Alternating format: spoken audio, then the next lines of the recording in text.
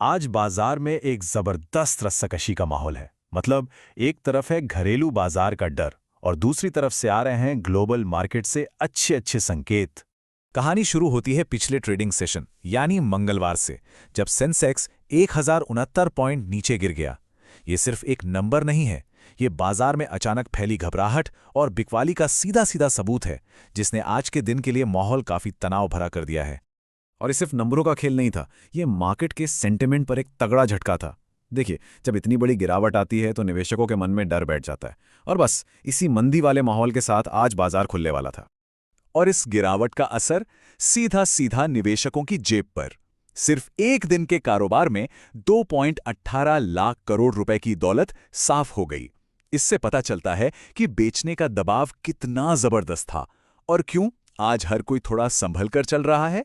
ये आंकड़ा हमें उस झटके की गहराई का एहसास कराता है। समझिए, जब इतनी बड़ी रकम एक दिन में बाजार से निकल जाती है तो एक घबराहट की लहर दौड़ जाती है। यही वो घरेलू चिंता है जिससे हम आज जूझ रहे हैं। ठीक है, तो एक तरफ तो ये घरेलू बिकवाली का डर है, लेकिन कहानी का एक दूसरा पहलू भी है और वो भी बहुत जरूरी है। चलिए देखते हैं कि दुनिया भर के बाजारों से हमारे लिए क्या खबर आ रही है। कल रात अमेरिकी बाजारों में एक जबरदस्त वापसी हुई, खास तौर पर टेक स्टॉक्स की वजह से। डाउ जोन्स, S&P 500 और नैस्डैक तीनों ही तेजी के साथ बंद हुए।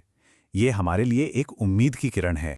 और ये तेजी सिर्फ अमेरिका तक ही नहीं रुकी। आज सुबह जब एशियाई बाजार खुले तो वहां भी यही माहौल दिखा। जापान का निक्केई तो एक नए ऑल टाइम हाई पर पहुंच गया, जो दुनिया भर में एक मजबूत सेंटिमेंट बना रहा है।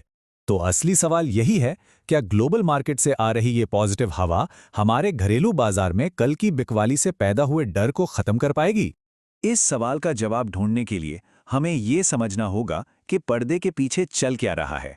मतलब पैसा आ कहां से रहा है और जा कहां रहा है, कौन खरीद रहा है, कौन बेच रहा है। और यहां एक बहुत ही दिलचस्प कहानी सामने आती है।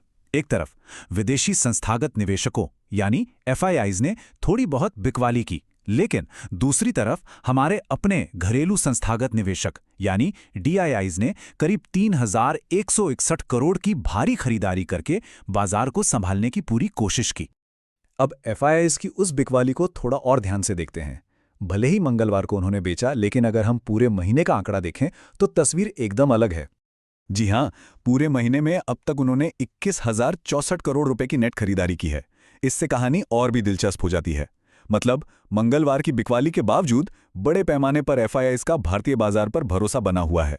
तो ये सवाल अब सबके मन में है, क्या मंगलवार की बिकवाली FIIs के लिए सिर्फ एक दिन का प्रॉफिट बुकिंग था, या ये उनके बदलते मूड का कोई इशारा है?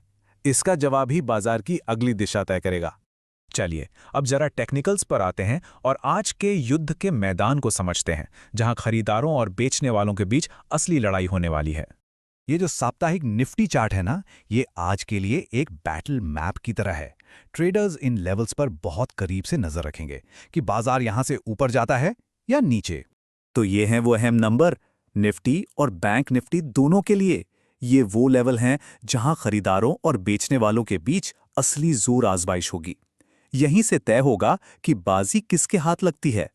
बहुत आसान शब्दों में कहें तो सपोर्ट वो लेवल है जहां खरीदार एक्टिव हो जाते हैं और बाजार को और गिरने से बचाते हैं, और रेजिस्टेंस वो दीवार है जहां बेचने वाले हावी हो जाते हैं और तेजी पर ब्रेक लगा देते हैं। तो ये तो हुई बाजार की बड़ी तस्वीर। अब जरा कुछ खास स्टॉक्स पर नजर डालते हैं जो आज एक्शन में रह सकते हैं, या तो किसी खबर की वजह से या फिर अपने चार्ट की वजह से। तो आज सुबह सुबह क्या खबरें आई हैं? IRFC में सरकार हिस्सेदारी बेच रही है। पेटीएम ने एक नया फीचर लॉन्च किया है। कैनरा बैंक पैसा जुटाने की तैयारी में है और KC इंटरनेशनल को बड़े ऑर्डर मिले हैं। इन सभी स्टॉक्स पर आज नजर बनी रहेगी। और कुछ स्टॉक ऐसे भी हैं जो अपनी खबरों की वजह से नहीं, बल्कि अपने चार्ट पर कुछ खास कर रहे हैं। KEI इंडस्ट्रीज ऐसा ही एक स्टॉक है। इसे एनालिस्ट कैसे देख रहे हैं? एक्सिस डायरेक्ट के मुताबिक स्टॉक ने एक अहम रुकावट को पार कर लिया है, जो कि इसके मोमेंटम में एक संरचनात्मक बदलाव का इशारा है। आसान भाषा में, स्टॉक के लंबे समय के ट्रेंड में एक बड़ा और पॉजिटिव बदलाव आ सकता है। तो अब मंच पूरी तरह से तैयार है। एक तरफ है कल की बिकवाली का डर, जो बाजार पर एक काले बादल की तरह है, और दूसरी तरफ है ग्लोबल मार्केट से आती उम्मीद की धूप।